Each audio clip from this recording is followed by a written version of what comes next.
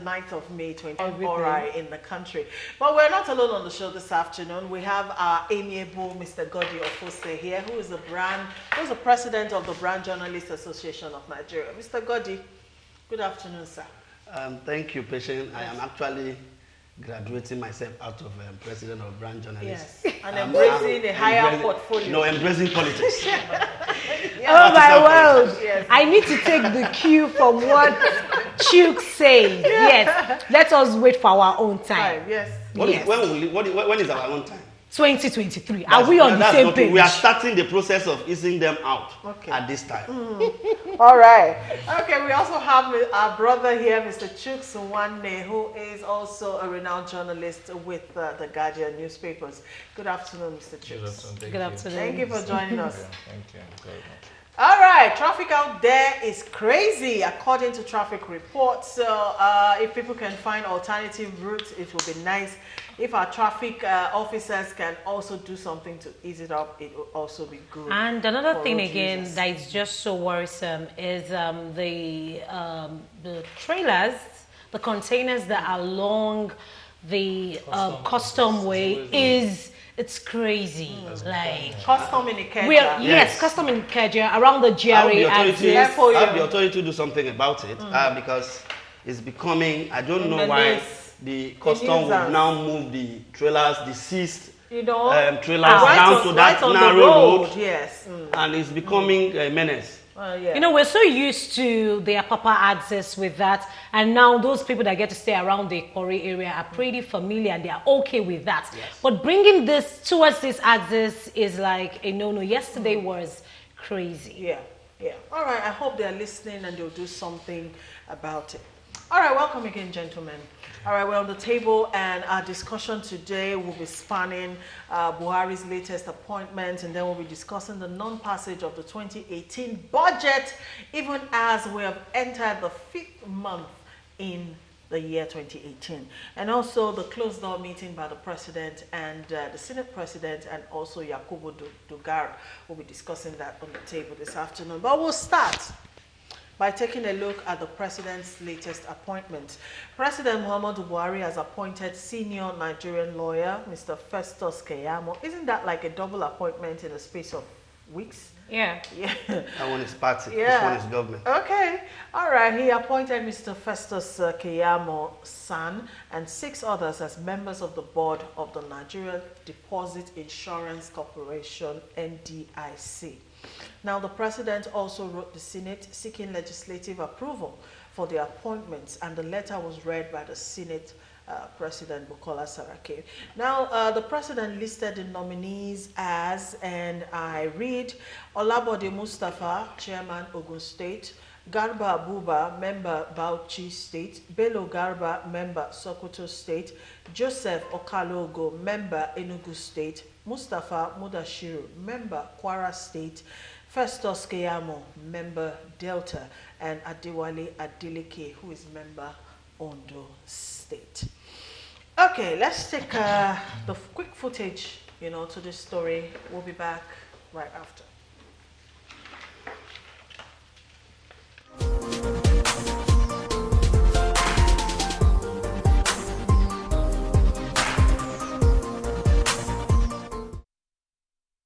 It is my pleasure to forward to the distinguished Senate the unlisted nominees for confirmation as the chairman and members of the board of Nigerian Deposit Insurance Corporation. Their CVs are attached herewith.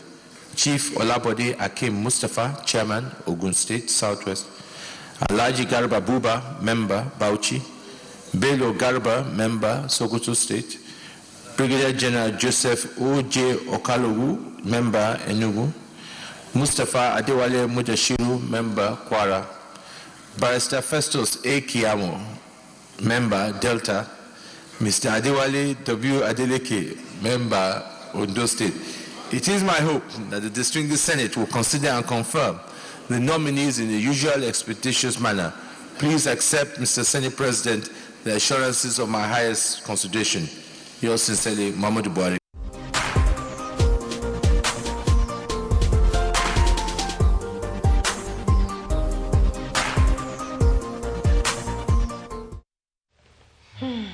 All right, welcome back from that. All right, gentlemen, let's look at this latest appointment by our dear Mr. President. Of course, you know, Keyamo's oil is what everybody's talking about. We know, and that's why it actually made the headlines yes, there. Not too long ago, the Minister of Transport, Rotimi Amechi, appointed him as spokesman for the Buhari campaign organization. And here we are again, he's gotten another appointment. But first of all, what are your thoughts really on this recent appointments? I think the president has the right to appoint anyone to the board. On that, the president is very correct. And Keyamo also, I don't think there is any law in Nigeria that prohibits someone from taking a government position, government appointment, having served in a party level. Now, we all know that Keyamo is an APC member. Now, my only concern is that the appointment will continue to increase the level of sycophancy in Nigeria. See, when you sing praises of the government, you are likely to get something. Now, nobody has talked about even the chairman. And I was in my town when I read the appointment, when I read about the appointment. And the headline was Keyamo, 6 others. Now, we have a chairman of that board. Keyamo is not even a secretary. He's not even a chairman. He's just a member. Now, because of the fact that Keyamo was recently made a spokesperson to the Buhari campaign organization, that has raised some dust. Yes. The dust is that Godiofo can wake up in the morning and start praising Akpabio. And Akpabio will give me an appointment. It doesn't help the politics. Some people there, we have never heard of them talking about Mr. President. So we're talking about some of these appointments lacking merit. That's what we're saying. No, in terms of merit, Keyamo is a senior lawyer in this country. Okay. He has merited that. That appointment is okay for him. But for me, I think the position I am taking on this matter is that the appointment will continue to increase the level of sycophancy in governance. All right.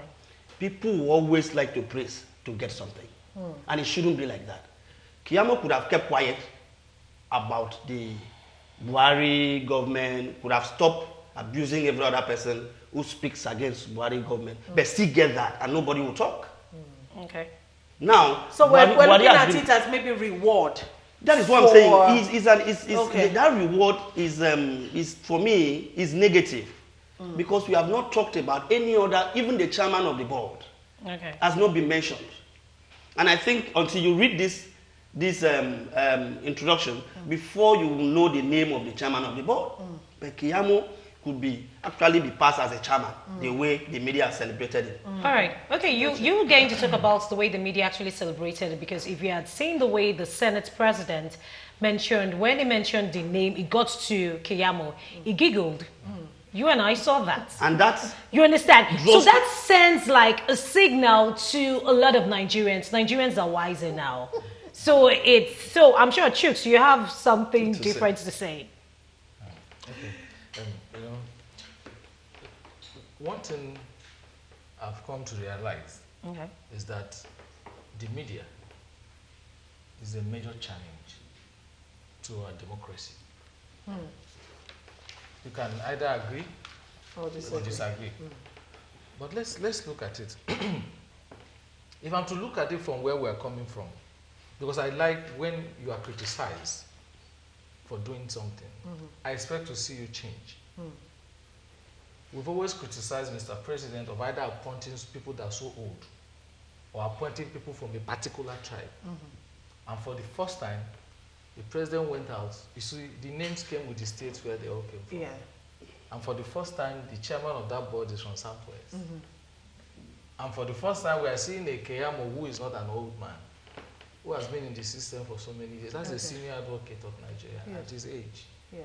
He should be one of the youngest sons that we have. I don't know how true, but you know, it just tells you that it depends on where the media wants a story to go. It pushes it that angle. And what happens is that people begin to lose the essence of good governance. The first question is Keyamo in Nigeria? Yes. Is it qualified? I would say overqualified. So what's the issue? Is the president responding to the fact that we don't need older people to be doing, we need people who are much, much younger? appointment is entirely the prerogative of Mr. President. You choose who work for you. So when you fail, you fail. Don't say because they force people on you. But what we are saying is that when you are doing this appointment, can we look at federal character? Can we look at people who are qualified? And if you are looking at federal character, which is what a lot of people have talked about with appointments in Nigeria, I can tell you for the first time, you see Sokoto, then there's Ogun. There's Bauchi. There's also Enugu. There's Enugu. So, to that extent, I think there's nothing. What is a board? You should understand that this is a board appointment. They are not even. How many times do board sit? They are going to play advisory role. They are not really going to run that NDIC. So sometimes media begins to make issues where there's no issue. Like Malagodi pointed out, you begin to think that maybe Keyamo was even the chairman of that board or something. The way it was all played out. The way the media presented it. So, but I think, I also agree with him with the fact that we should also try to eliminate psychophancy. It's very important. So people don't think because I'm going to see president and then I get appointment. That's the angle where some of us will look at it and say, oh, could it be because Keyamo has been speaking for the president? But that's actually what plays out in our politics. That's what plays out. I agree with you. It's a general problem with Nigeria. But the point is that Keyamo has always been with the president. It's not part of the people that crossed over. So you could say, oh, he crossed over and started president. He has always been, it has been like that. Except that recently he came out and became I beg to disagree on that. Keyamo has never been like that. Don't also forget that when contested for Senate in Delta State, even before Buhari became president. Under APC. Yes. APC. Yes. APC came when Buhari became. That's what I'm saying. He's a member of the party. There's no way. Don't also forget that Keyamo had an appointment when Waziri was the EFCC chairman. He was the EFCC lawyer. He couldn't have played. Keyamo couldn't have been an opposition to get to that point. That's true. He couldn't have been an opposition at that time to get to that point. So at some point in the life of Keyamo as a politician, he was in PDP. Definitely. Do you understand? So he had crossover. You see, Chooks, I completely agree with your position. Like I said earlier, Keyamo is overqualified for that position. And as a young person, it's what he also wants. Now, what are we talking about? Nobody would have raised any doors if Keyamo was not, before now, made spokesperson to Buhari campaign organization. No, but the issue of being a spokesperson is not even a government appointment. It's a party appointment. Anybody could, my state could decide to make me a spokesperson. Based on how active you are in the party. The truth is that, the appointment of Keyamo as spokesperson is not a surprise. One, this president is going through a very difficult election. And you don't just need any house spokesperson. You need somebody who understands what to say, because it matters. The president is not going to say much. I doubt if he's going to be in the... Especially in this administration, I know that we have had people saying I know that. So you need people that will be able to manage the situation. And do you think in a democracy where the president is contesting for an election or a re-election and he has a campaign organization, do you think that the director of campaign organization will appoint a spokesperson without a recourse from the president? Do you think so? No, you need to understand our political. If you understand the system we are running in Nigeria. What system are we running? No, what I'm saying is that because the president, the president is aware of the fact that Keyamo was about to be appointed as spokesperson. Of course, because aside being the president, he's also a member of the party. Because the unnecessary attention drawn to Keyamo is unnecessary, as a matter of fact. Okay. For me. All right, so you are questioning the fact that he's got almost like two portfolio appointments. No, I am saying that because Keyamo has been made a spokesperson, and since then he has been speaking good about the president and speaking ill against whoever that throw any aspersion at the president. That means every Nigerian will believe that is the reason why that it was given came up. What you're saying. Let me add. I wanted to explain some points to you. Before I go in there, I also remind you that we know the antecedent of this government. Of course. It's not a government that acts fast. It took them how many months to appoint ministers? I'm sure these names have been there for like months. They only released it now. It's very possible, knowing the way this government has.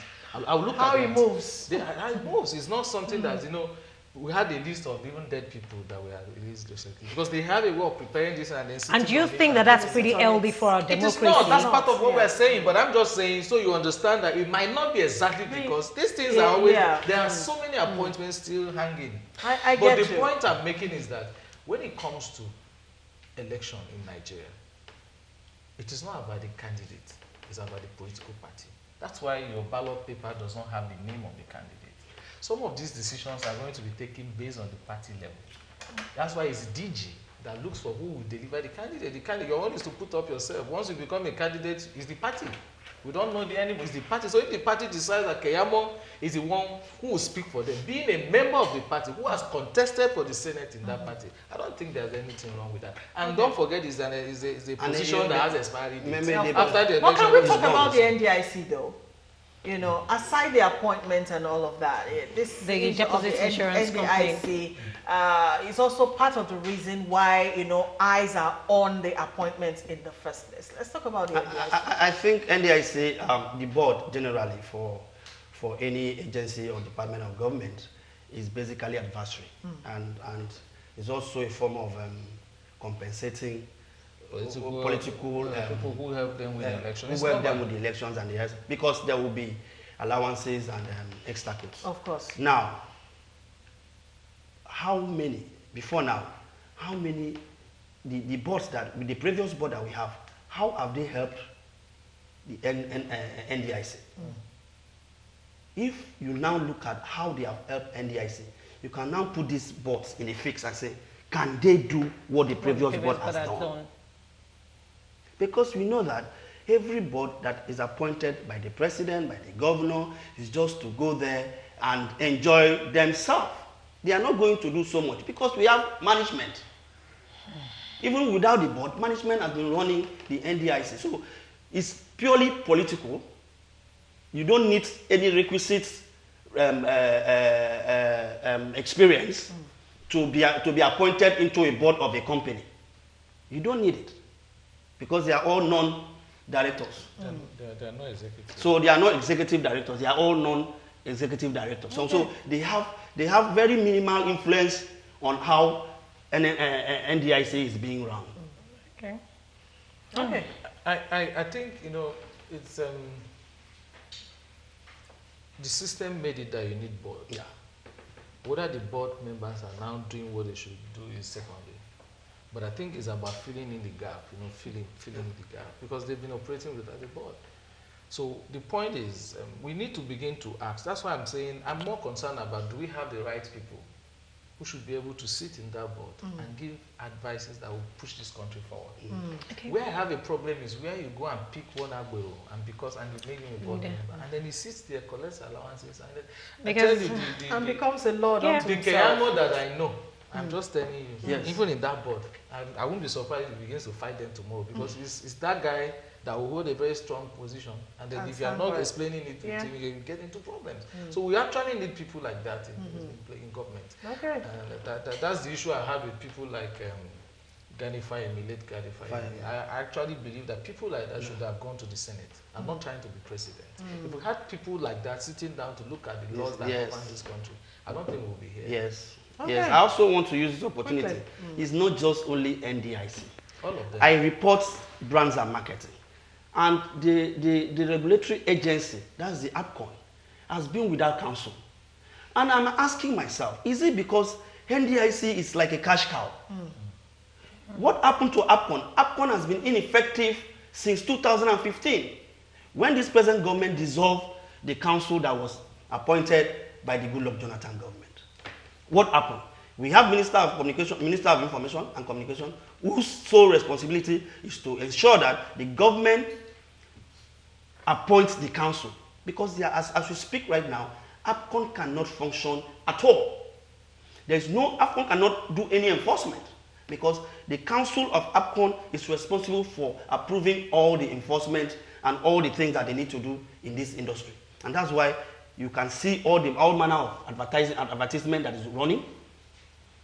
Before the council was dissolved, Udemu Fort's councillors at that time started a process of regulating an online advertisement. You can imagine how someone come alive on online advertisement for you and you buy into it. And since there is no council, that process has been altered. So anybody can just put anything. Without being as I checked. speak to you now, ACON does not even have a substantive registrar, CEO. What we have is active. So government will not look at all of this loophole and paper it. What they will do is to look at any agencies that is doing well, that is like, can bring money and appoint people there.